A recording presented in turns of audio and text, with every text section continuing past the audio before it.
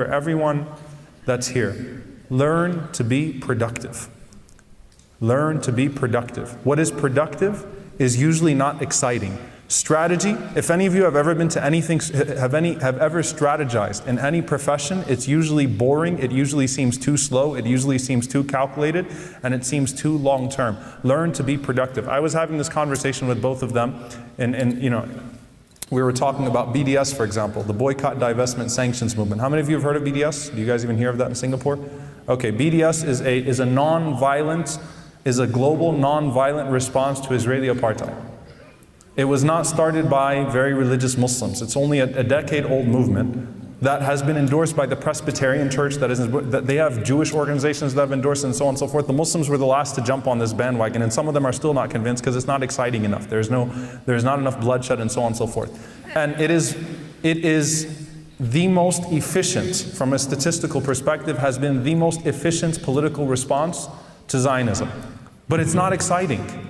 Right? It doesn't have all the bells and whistles when we read all the glorious stories of people in the past.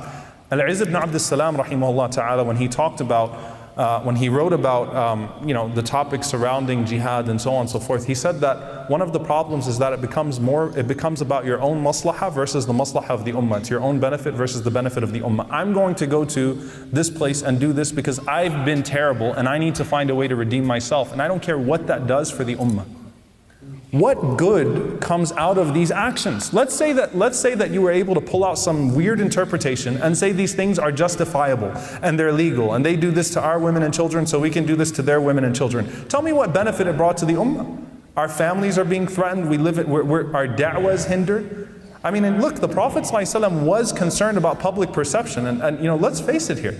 He said that he did not kill Abdullah bin Ubay bin Salul, who committed treason over and over and over again for 9 years, wreaked havoc. He said, why? لَيَقُولَنَّ أَنَّ مُحَمَّدًا كَانَ يَقْتُلُ أَصْحَابَهُ. I don't want people to have material to say that Muhammad ﷺ used to kill his companions.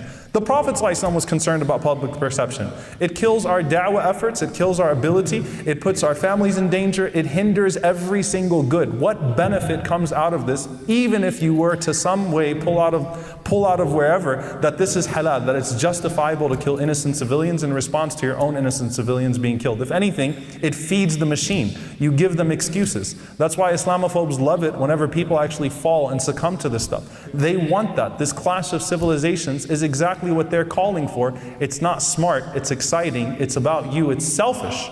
It's about your own personal redemption, or your sense of redemption for the terrible life that you've lived, as opposed to actually taking the ummah to places. And that long-term versus short-term vision, now with the Prophet ﷺ, it was Hudaybiyah, right? The Treaty of Hudaybiyah. Some of the Muslims didn't want a treaty, but that treaty was called Fath by Allah. It was called the conquest by Allah.